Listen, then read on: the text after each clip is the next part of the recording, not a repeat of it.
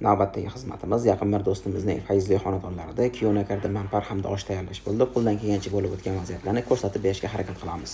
Ishimizni birinchi bo'lib qozonga yog'ni solib, jizzax olganimizdan keyin yaxshilab yog'ni qizdirib olib, go'shtlarimizni solib, ketidan piyozni yaxshilab tillaranga kelgandan keyin sabzilarimizni solib, tuzli suvimizni qo'shib olamiz. Sabzilarimizni tekislab shibalab olganimizdan keyin ozgina zarchava, zira hamda ustiga yuvitilgan noxatimizni solib, ustini yopib yarim soat 40 minut davomida yumshoq bo'lib pishib olgandan keyin magazimizni solib yana 40 minut davomida qaynatib qo'yamiz.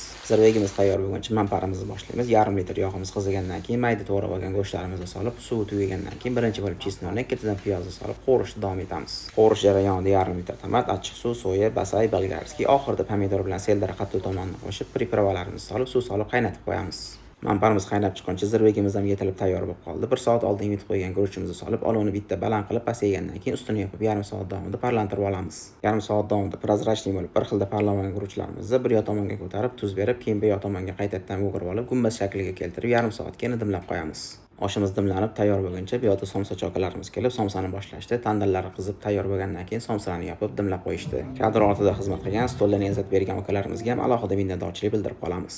Somsalar ham chiroyli bo'lib pishib oldi. Manparlarimiz ham shira tortib, suzishga tayyor holatga keldi. Kuyovlarimizdan kirib kelishdi. Endi taomlarimizni birin-ketin suzishni boshlaymiz.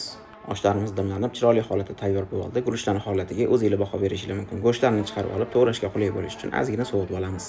Manpari suzishdan oldin barcha olib qo'ygan sabzavotlarimizni qo'shib olib, ustiga ozgina omlet bilan seldara yaproq tomonini qo'shib beramiz. Oshlarimizni chiroyli qilib suzib, xizmatimizni yakunladik. Xato va kamchiliklarga yo'l qo'yilgan bo'lsa ma'zur tutasiz. Vaqtingizga rozi bo'ling. Assalomu alaykum.